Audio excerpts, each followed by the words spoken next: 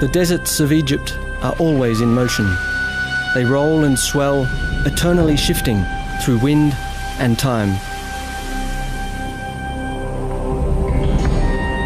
Rising from the desert rock are the marks of man. Remnants of their tools remain, but the intellect that conceived these marvels is shrouded in mystery. New research sheds light on some of the most persistent questions about what the ancients knew. I've always been fascinated by ancient civilizations, and it is a fascination driven above all by the grand monuments the ancients have left behind. But the more I study those monuments, the more I learn about them, the more my mind keeps returning to the same simple but perplexing questions. What was the science, what was the technology that made these monuments possible? Where did it come from, and what were its legacies?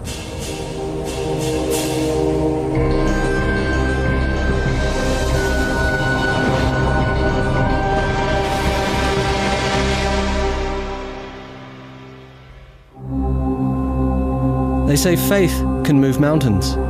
Well, in the case of the ancient Egyptians, it was their faith that made them move one mountain to build another. To do that, they invented not tools, but clever techniques and methods. I flew to Egypt, looking for remnants of their ancient past, to uncover something new about the ancient legacy.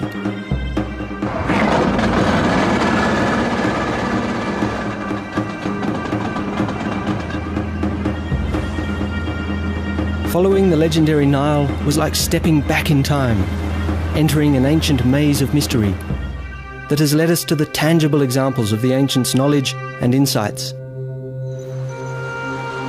The earliest Egyptians lived in a world without science, in a world full of mysteries with few explanations. Their legacy began 7,000 years ago, when they sought to harness the Nile. Every year the river flooded following the snowmelt in the Ethiopian mountains 1,200 miles away. For the most part, the flood was a blessing, because during drought time there was starvation. But the flood brought ample crops and life. Mind you, 97% of Egypt today is desert, and the Nile was and is the main source of water. Thinking about their environment, the ancient Egyptians began to develop methods utilizing nature to their advantage. Mimicking the natural basins that retained water when the river receded, they built canals to direct the natural flow even to distant fields, where the Nile left behind nutrient-rich soil once the water evaporated. The Egyptians invented the world's first irrigation system, and the Nile became the key to their success. With a lot of time on their hands to think and wonder, the ancient Egyptians detected natural rules and cycles.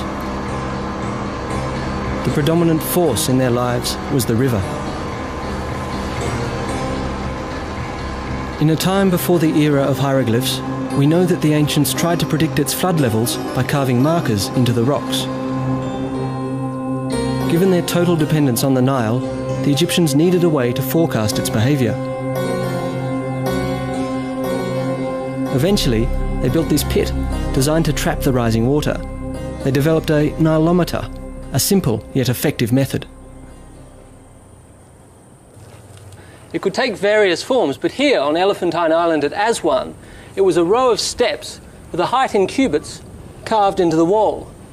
From the height the river reached, they knew what the year ahead had in store. A height of 18 cubits meant famine, 24 meant abundance, and 27 foretold disaster. The Nilometer was a sign of life.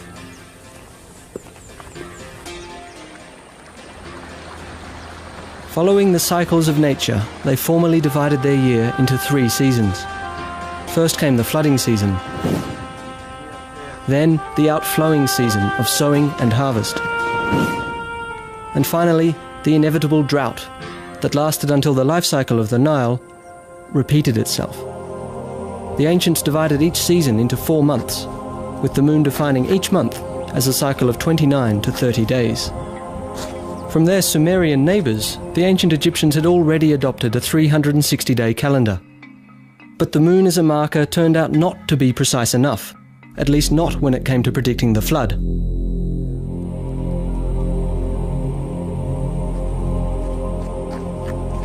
Eventually, they looked for another solution, one that would have far-reaching consequences. Step by step, they tried to find ways to order their world. And while discovering the rules and cycles of the night sky, the Egyptians noticed a particular star. Sirius, or Septet as they called it, rose once a year in mid-July around the beginning of the flood season. From then onward, this night marked the ancients' new year, an annual cycle of 365 days, just like our year today. Their desire to divide the day and calibrate time motivated the Egyptians to create markers of their own. I went to see this 3,500-year-old marker in Cairo. Though across Egypt, obelisks like these were already in use 2,000 years earlier.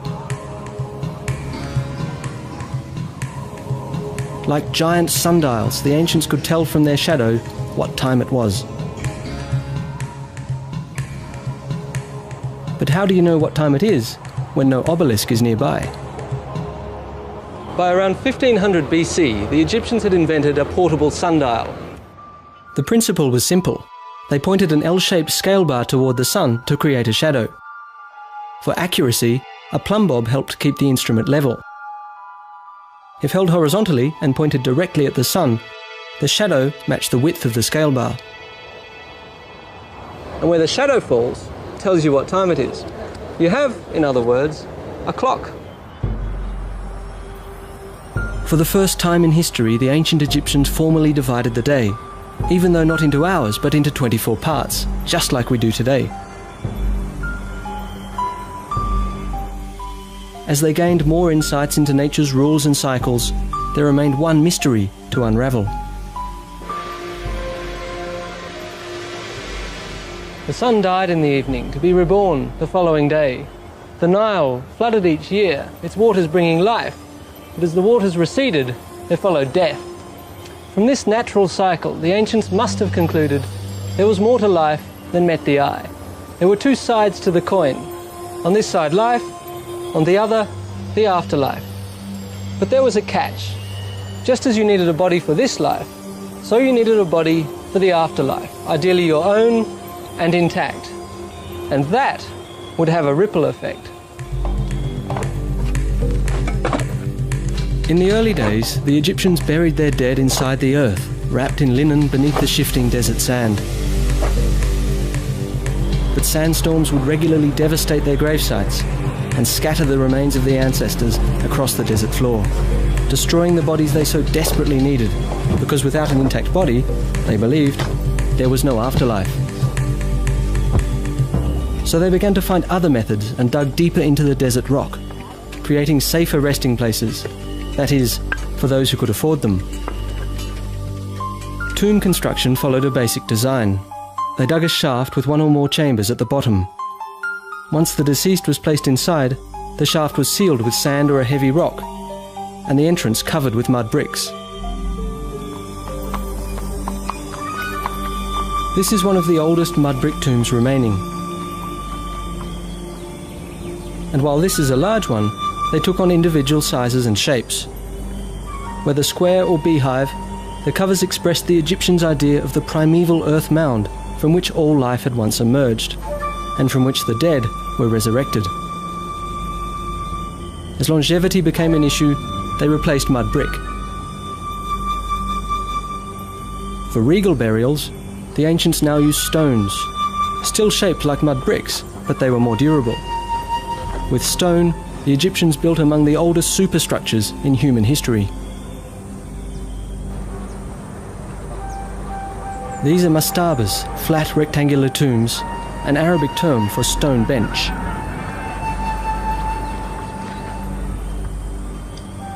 Mastabas became a mark of status.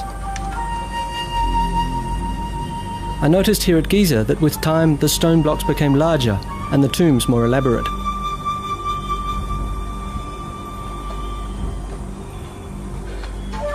This was a burial shaft. I could see that the ancient craftsmen were true masters. The high level of finish makes it hard to believe they're 5,000 years old. At the end of the shaft, a mastaba like this contained one or more burial chambers depending upon wealth. A rectangular superstructure above the burial shaft contained a corridor, a chapel, and another important feature, a serdab. And your position in society? I met with the chief Egyptologist of the Giza Plateau, Mr. Mansour, to look inside a mastaba. Yeah. Here is the chapel, or the corridor, which leads to the chapel of the tomb. The chapel? Yes, but... You could see how important this tomb was by the level of finish and architectural detail. This, before the chapel of the tomb, you can see a corridor. And this corridor, if you look to the ceiling, you will see that they built it in a vaulted ceiling. Massive stone blocks form the walls and a saddle roof. Cleverly applying the right triangle, the ancient engineers calculated the arch, and then chipped away the stone to create the vaulted ceiling. It was one of the earliest uses of geometry. This corridor, they painted and they bought the wall paintings with the daily life scenes. Mr. Mansour pointed out that the ancients took gifts and material belongings to their grave, but that wall paintings replaced the world they lived in. These images were as good as the real thing, depicting cherished activities like winemaking and details of their daily lives as farmers. Each picture a magical, eternal offering expressed in art. Now what about this hole in the wall? What's happening here? If you look here to this niche, small niche, it should contain a statue of the serdab was empty. But traditionally, the statue that resided here offered the soul refuge in case the body was stolen. Now where is this afterlife? Here. The afterlife is here. This is the chapel, the most holy place inside the tomb. Can we have a look in? Yes, please. Now, what would happen in the chapel? This is the most sacred place inside this tomb, or in any other tombs, which comprises the false door. The false door. All the chapel was built for this false door. Why is it called a false door? Well, a false door because I think the ancient Egyptians loved the images, and this is the image of a real door. Following the ancients' love of images, Mr. Mansour explained, the false door mimicked a real door through which the deceased could return to his life to visit with family and friends and receive their offerings. In an adjoining tomb, I found a powerful presence, the soul's doorway and its resident statue. Along with the soul, the Egyptians believed a person was comprised of the body, the personality, the immortality, and the name. Without an intact body, or at least a statue for the soul to inhabit, a person didn't have a shadow and therefore didn't exist.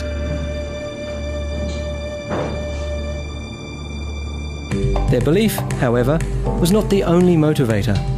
Ego and politics were powerful forces too. It appears the time was ripe for someone to think outside the box. Mastabas were built to house the bodies of the dead for all time, and with the passing of the years they became larger and more ornate. Then, someone had a new idea.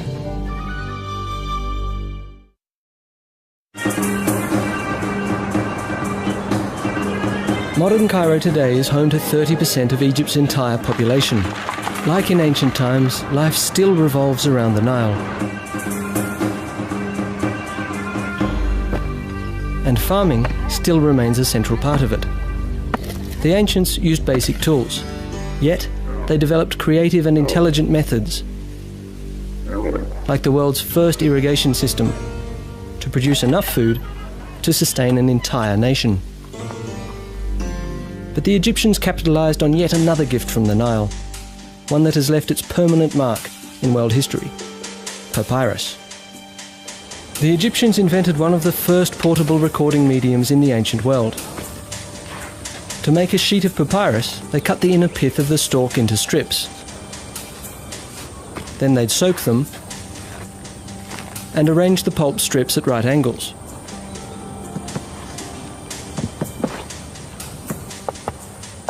Pounding began the fibre fusing process.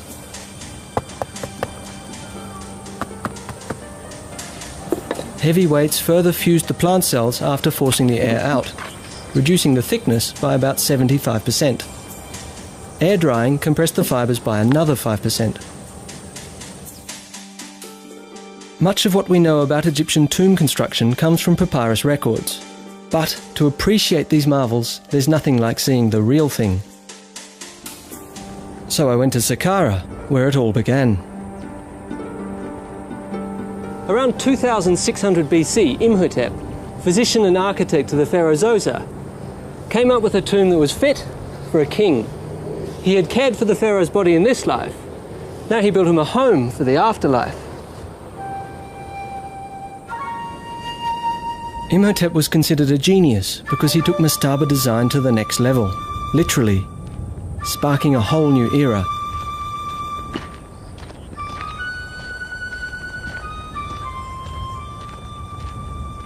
Imhotep started with a mastaba which he expanded on two sides and built from the ground up, a 4-step pyramid around it. While he was at it, he superimposed another even bigger construction over the first, until he had created a tomb with 6 steps, reaching over 200 feet into the sky. The subterranean chambers he connected by a 3.5-mile-long maze of shafts and tunnels. Really unbelievable if you think about it. We have no record of what went on in Imhotep's head, but his innovative design really speaks for itself. Had he not created an image of the sun's rays? Or was it a staircase leading Zoser's soul heavenward towards his afterlife? Imhotep's step pyramid stunned the ancient world, and Zoser's tomb became Egypt's first pyramid.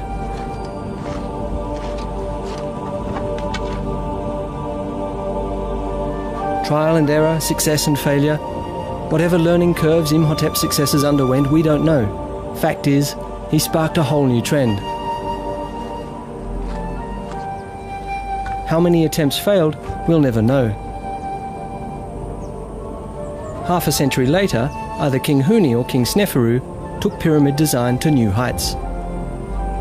Experts don't know which one was responsible. To build higher, they experimented with a square base at Maidoom. But the sky was the limit, and after relocating the gravesite to Dahshur, Sneferu started a new, even more ambitious project. At first, it seemed to work. Except 1/3 into the construction, Sneferu's ambition was curbed by the slope. One theory is that the tremendous static weight may have caused cracks on the interior walls. So they lowered the angle, earning his project the name Bent Pyramid. Experts believe it was because of this imperfection that Sneferu ordered a new pyramid. Talk about ambition and determination.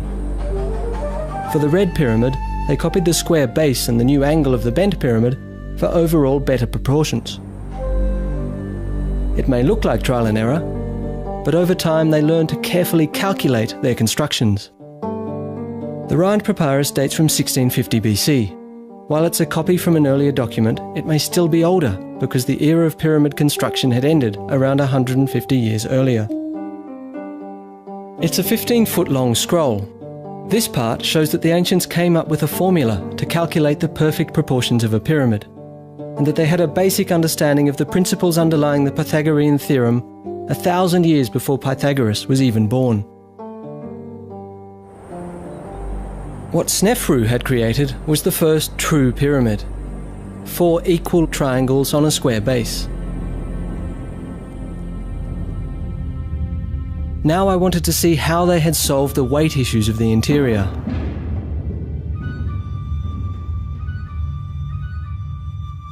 A corridor leads into 2 antechambers and 1 burial chamber. They're located in the centre, about 90 feet below the entrance.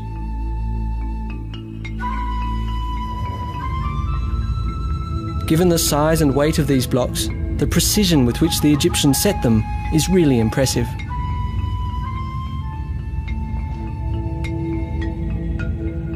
So this was how they distributed the massive weight. They built what architects call a corbelled ceiling. This one is over 40 feet high. Each tier projects out just a few inches from the one below until they meet at the top. Wow! Then, the corridor ascends for a few yards, leading into the burial chamber. Here, in the middle of the pyramid, you've got millions of pounds of rock all around you. It's like you're buried alive.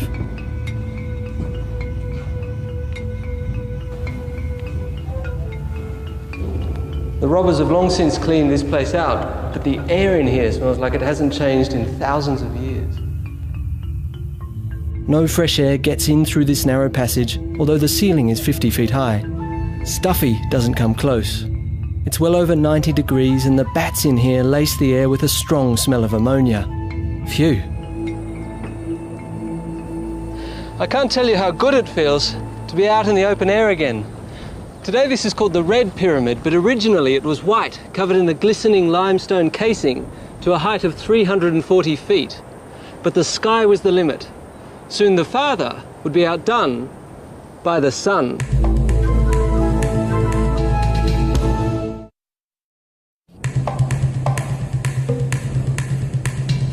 You may know the expressions, if you can dream it, you can do it, and that only the sky is the limit.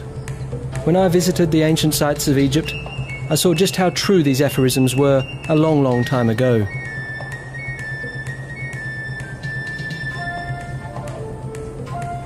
The ancient Egyptians created some of the most enduring structures in human history.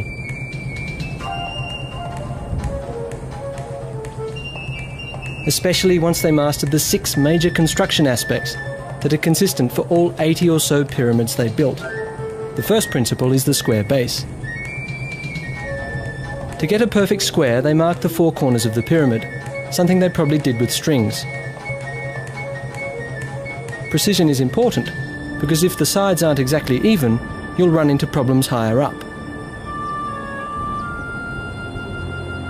In a second phase, they built a rough, stepped core, like here at Giza outside Cairo, where it's possible to see the various layers. Much of what remains today is this core. This one is the biggest pyramid of them all. It is the tomb of Pharaoh Cheops, who ruled Egypt in the middle of the 25th century BC. Rising almost 500 feet above the desert floor, this was the tallest building in the world for nearly 5,000 years. Nobody knows exactly what their techniques were, because over time the traces of their construction methods have been erased, eternally sparking new theories. The third feature is the location and orientation of the pyramid. Since King Sneferu, all pyramids now faced east-west, equating the life and death of the king to the rising and setting sun. Orienting the pyramid in the right direction seems to have been no problem for the ancients, because the mean error on most pyramids is less than 1 degree. Selecting the location also included the aspect of sufficient construction material. For the foundation and the inner core, they used as many limestone blocks as possible from the immediate site. Experts have done the math. A pyramid like this required nearly 2.5 million stone blocks, a virtual mountain.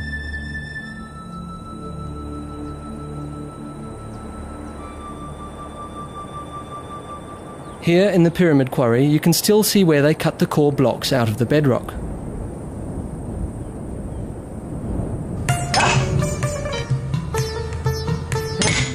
Even today, quarrying is hard work and takes a lot of muscle, both human and mechanical. The comparison between our modern equipment and their techniques makes their accomplishments appear even more amazing. At an ancient quarry in Aswan, in the south of Egypt, I came to appreciate their determination.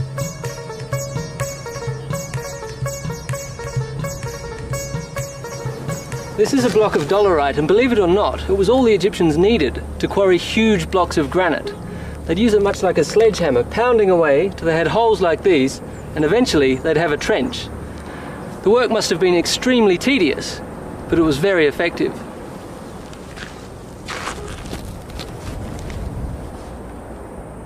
It's just a question of doing the work and other people hauling the blocks away to the pyramid site. I met with Dennis Stocks, an expert and author of a book on stoneworking technology in ancient Egypt.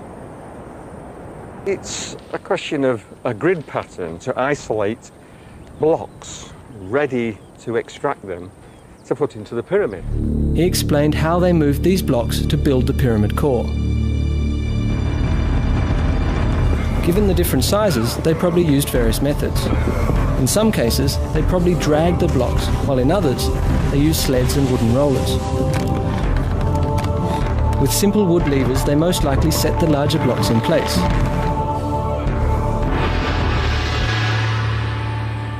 At the top, the rocks are much smaller and could probably be set by hand.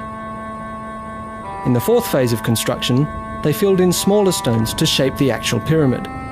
The trick was not so much the perfect shape of each block, but the overall height of each course, which had to be absolutely even and level. As you can see, the pyramids are built out of stones of all different shapes and sizes. Some as large as a truck, others the size of a fridge, all fitted exactly together. But as if that wasn't hard enough, the builders had to maintain a constant angle from one course of stones to the next. Only that way could they give the facade the smoothness of a piece of glass and maintain the angles with a razor-sharp precision.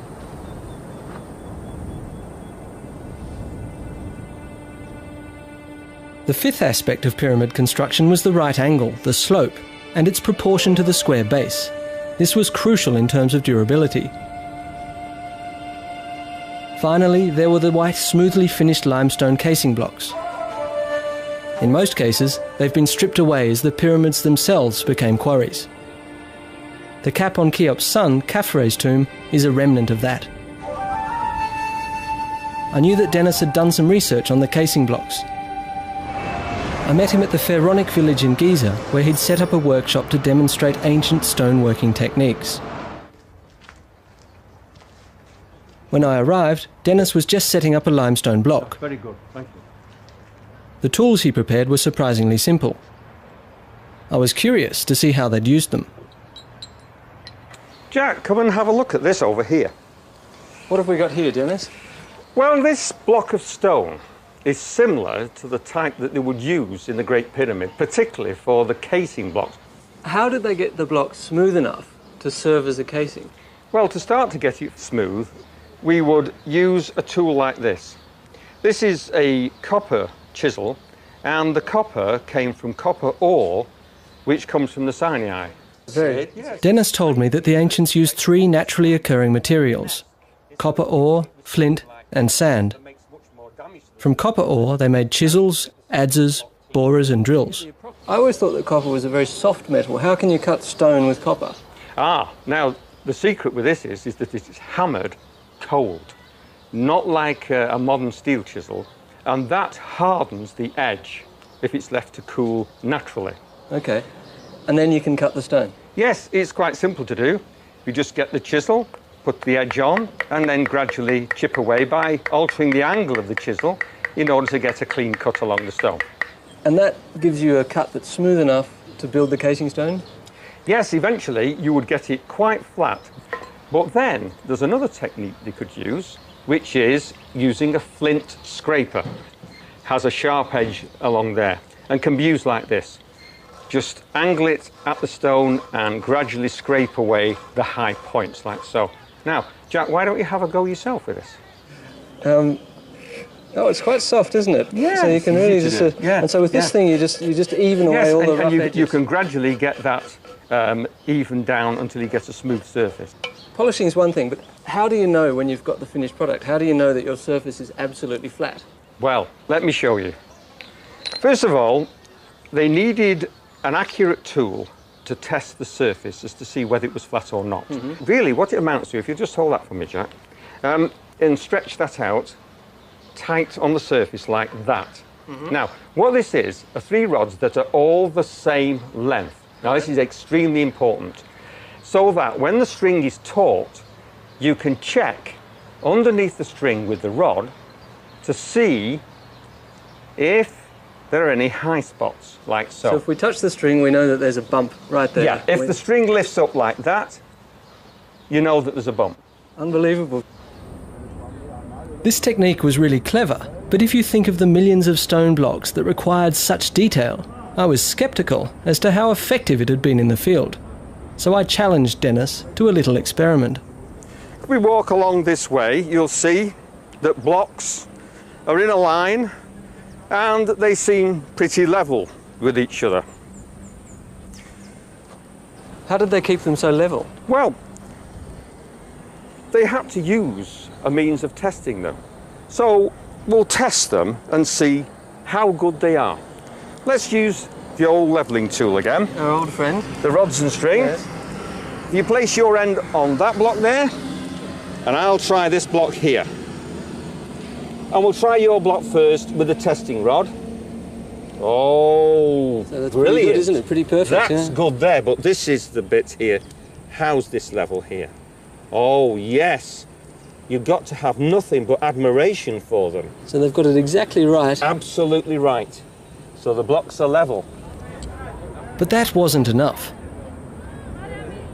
For the pyramid to remain stable, the blocks had to be horizontal. Dennis had brought another ancient tool.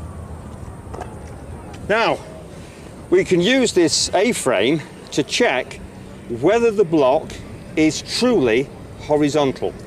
Horizontal like a surface of water. Yeah, in fact, we can use the surface of water to check that the frame is accurate.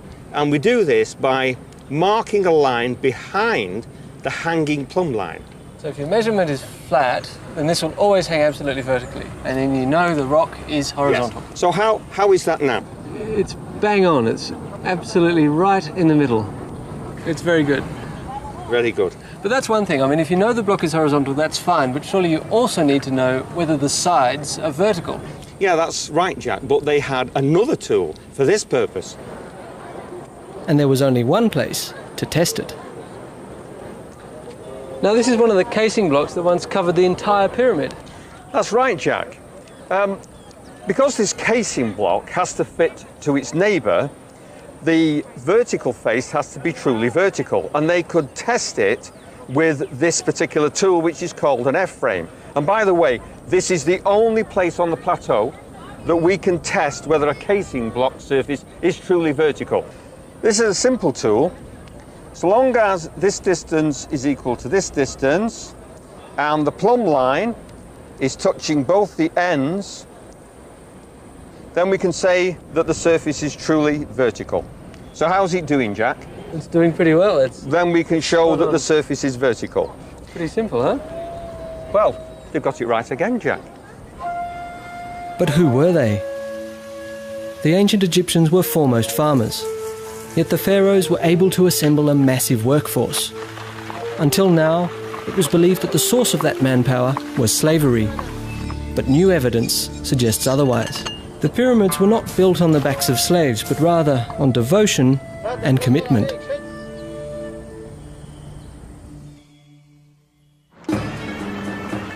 Today, Aswan, the ancient capital of Nubia in southern Egypt, is a destination for all who are eager to explore the Nile. In ancient times, Aswan was first and foremost the source of special stones for a special purpose inside the tombs.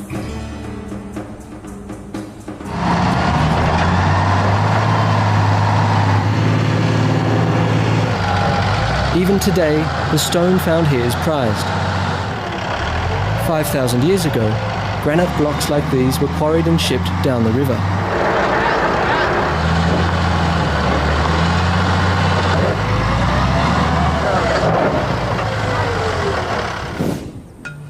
While the quarry gangs toiled away, moving one mountain to build another, other crews worked here at the Pyramid Harbour. It was called a harbour because it was, believe it or not, full of water, connected by canal to the Nile. It was a scene of heaving activity, like a modern container port. For it was here that all the fine stones arrived by boat. Here the stones were unloaded and then hauled up the hill to the pyramids.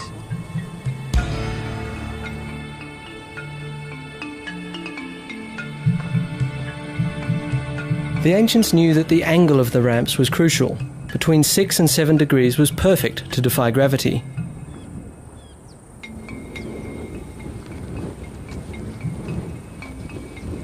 From the harbour, the stones were loaded onto sleds, which were then hauled up the hill, lubricated with powdered lime and water, reducing the friction by 90%.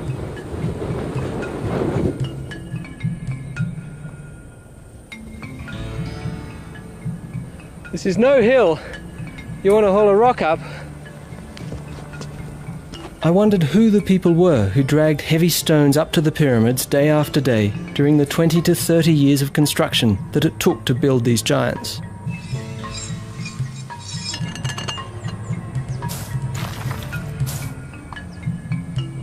So I went to the foot of the Giza Plateau, where a graveyard is being excavated.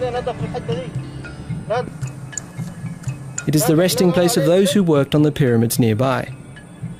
The graves provide a glimpse of the workers' lifestyle and hint at the social and economic importance pyramid construction held for the entire nation. Dr. Hawass, what do the tombs tell us? This is the first time actually that we know about the life of the workmen who built the pyramids. Before that, we know a lot about nobles and officials and kings and queens, but nothing about the common people who represent 80% of the nation in that time. And Dr. Zahi Hawass, Secretary General of Antiquities, met with me to share the latest discoveries. How was it that the Egyptians managed to get so many people working on such a colossal enterprise? Was this a system of forced labour, of coercion, or was it more a system of cooperation? You have to understand one important thing, that the pyramid was the national project of the whole nation, the whole country. The 1,600,000, who actually was the number of population in Egypt in that time, dedicated their life to build that pyramid because it is for the king, who is actually the god. So it's certainly not an army of forced slaves. No, we believe that the number of the workmen was only 10,000 workmen. Maybe 1/3 was actually a permanent workman who worked for the king permanently. And the rest will be workmen, young people, who came through the support of the households in the Delta and in Upper Egypt. Contrary to what has been assumed, evidence emerges that the basic workforce, the muscle power in the construction of the pyramids, were not slaves, but devoted farmers. Every family had to send their share. You know, like today, if you go to any village in Upper Egypt or Lower Egypt, they do like the time of building the pyramid. If you try to build your house, you'll find that every day, every family in the village will bring you food.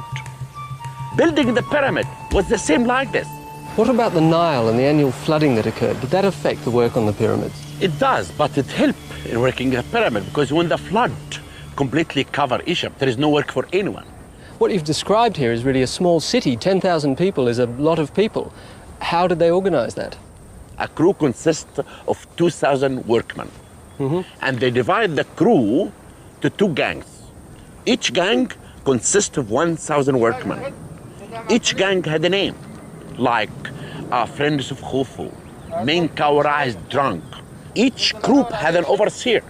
Then the whole 10,000 were organized by groups, by gangs, by small groups.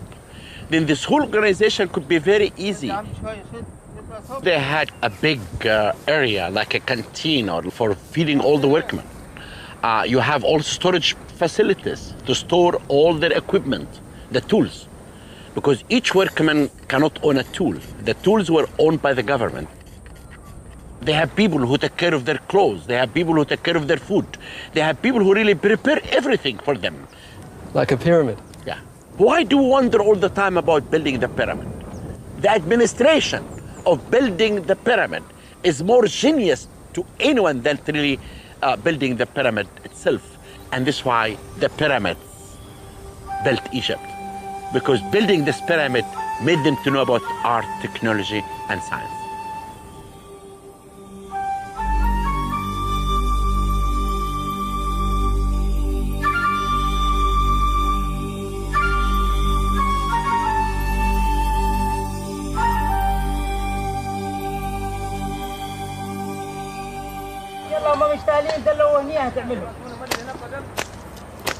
I came to realise how much of what the ancients knew reverberates across time while walking through modern Aswan. I happened to pass by a construction site where the techniques were strikingly similar to the ancient methods. Simple tools, muscle power and knowledge passed down for generations were all they needed to encase a slope. Strings are still used to keep the surface level. There, like a slice out of time, I saw what it may have looked like thousands of years ago in ancient Egypt. The Egyptian faith in an afterlife spurred not only science and technology, but commerce. Like modern Cairo, the workers' village required a huge amount of supplies on a daily basis.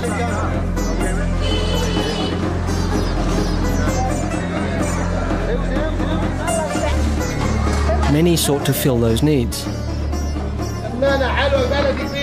And as their belief radiated out beyond the royal gravesites, it touched every aspect of Egyptian daily life. More and more people turned to supplying the demand, while generating a demand of their own. Undertaking and all aspects associated with it became a major industry. Incense, balms and ointments that had been the king's prerogatives were now also desired by the masses. Salam. I need an ancient perfume. This is Ramses. This is stronger and fresh. You want something more stronger? Or lace or... This one? This is lotus flower. Oh, it's very strong. It's a very strong flower. Okay. Believed to be the scent of the gods, perfumed oils were applied to the skin for both cosmetic and medicinal purposes, and also used in the mummification process. So you could say that perfume was yet another invention we owe to the Egyptians' belief in the afterlife.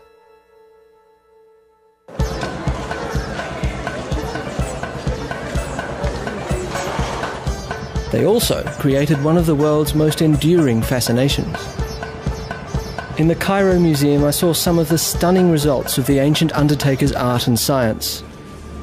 Though they are shocking in their stark reality, the mummies provide an invaluable record of the beliefs, the science, and the lives of the ancient Egyptians. 6 feet tall, 90 years old, the father of 100 children during a reign of 70 years, the legendary Ramses II surpassed all Egyptian rulers. The mummification process during Queen Nedjemet's time included the tucking of natron, a naturally occurring salt, in packages under the skin and into the body's hollows. When she was found and transferred up the Nile to Cairo, the natron that had once dehydrated her body absorbed the moisture on the river, causing her dried skin to burst. King Seqenen-Ra's mummy tells of a violent world which he left following a head wound sustained in battle.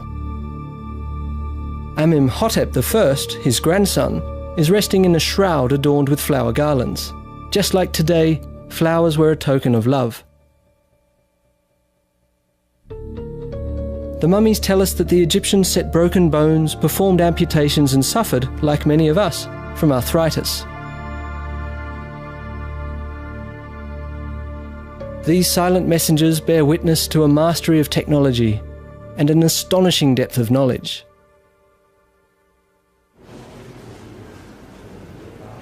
Nearby, I found another ancient marvel, a hollowed-out granite block, the ancients' coffin or sarcophagus. The surface was astonishingly smooth. Cleverly, they cut the lid from the same block. An amazing piece of expert craftsmanship and precision. It really makes you wonder. Working granite requires a lot of mechanical force, where we use pneumatic equipment. All the Egyptians needed was a simple yet nifty technique.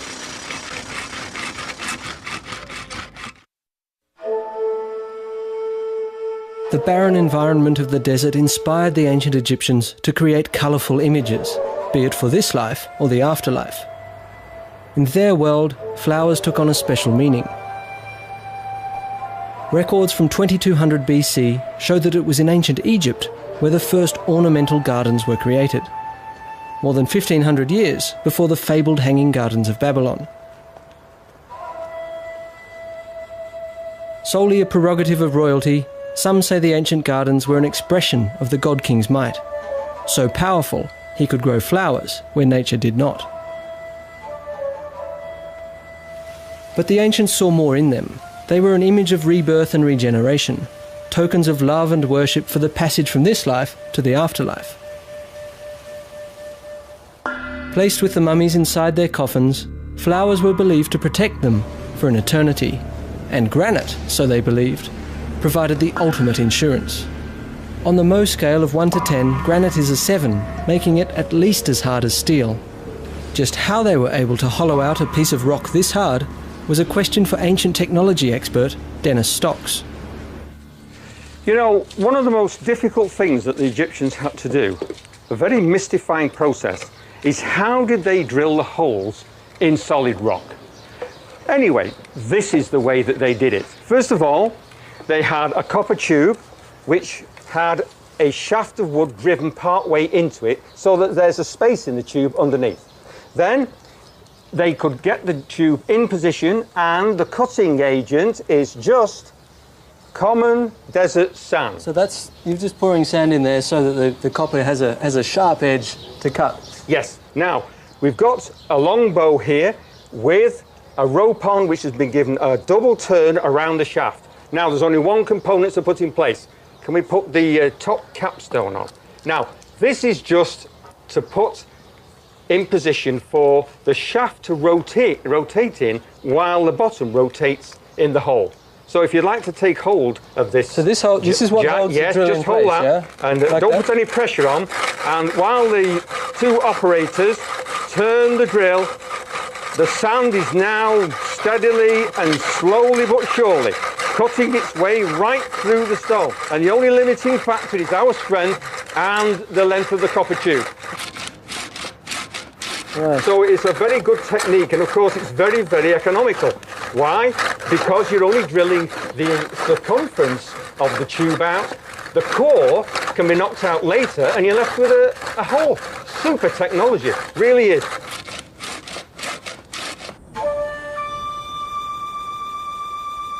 With basic tools but masterful application, the ancient Egyptians created world wonders.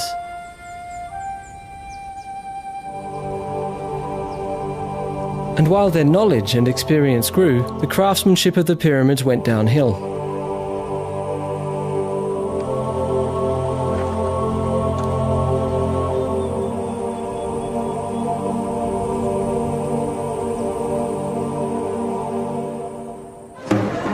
As industries expanded and diversified, social classes emerged that were no longer dependent on the royal family. Some historians also believe that wars, famines and a power shift to the south contributed to the decline. But it took another 1,000 years before the ancient Egyptians were dealt the final blow. A new faith arose, and while it also acknowledged the concept of a life after death, it argued that you didn't need a body to enjoy it. Christianity swept through Egypt, followed by other religions, erasing an over 3,000-year-old tradition in only a few centuries, eclipsing a culture and a lifestyle that had been shaped by the pyramids. In their quest for an eternal life, they leave behind a legacy of basic geometry, rudimentary science and seminal technologies, preparing the ground for intellectual growth elsewhere. When we think of the great intellectually and scientifically advanced cultures of the ancient Western world, we tend to concentrate on Greece and Rome. But both cultures achieved their greatness, thanks in part to what the ancient Egyptians knew. Their knowledge did not remain trapped in these desert sands, but spilled out into the wider world, beyond the shores of the Nile. From where it eventually reached us, reminding us, in light of our own achievements in technology and science, that we stand in awe on the shoulders of giants known as the Egyptians.